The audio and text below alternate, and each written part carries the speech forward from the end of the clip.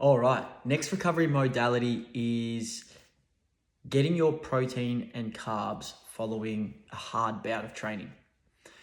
Now, there is evidence that shows that replenishing your energy intake, particularly your protein and your carb, following a strenuous bout of training can be pretty important for your recovery. So the rule is actually 20 grams of protein and 40 grams of carbs. So, how you make up that amount is completely up to you.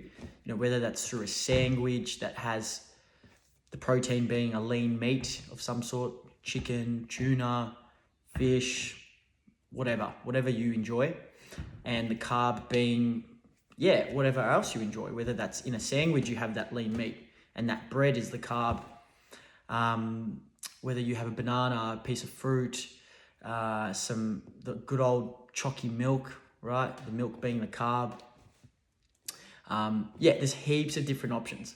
So experiment and play around with different foods and track on MyFitnessPal which foods give you that 20 protein and that 40 gram carb.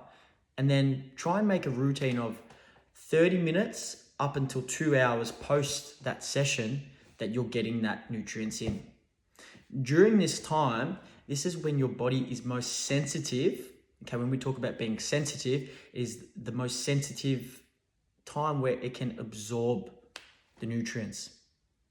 Post that 2 hour period, it's not as sensitive to absorbing, right? It might only absorb a partial amount of all of that food you've put in. Whereas between that 30-minute to 2 hour mark, it's going to take in a lot of that food into the bloodstream to replenish. So super important that we replenish our stores quite quickly. Okay, so that's the recovery modality surrounding food. If you go and have a bag of chips after training, well, guess what? You're not getting your 20 grams of protein and your 40 grams of carbs. So you're not getting your recovery modality point for that. So that's the food side of things for recovery. We're going to move on to the next method now and explain to you a little bit more about some other alternative recovery modalities that you can also play around with.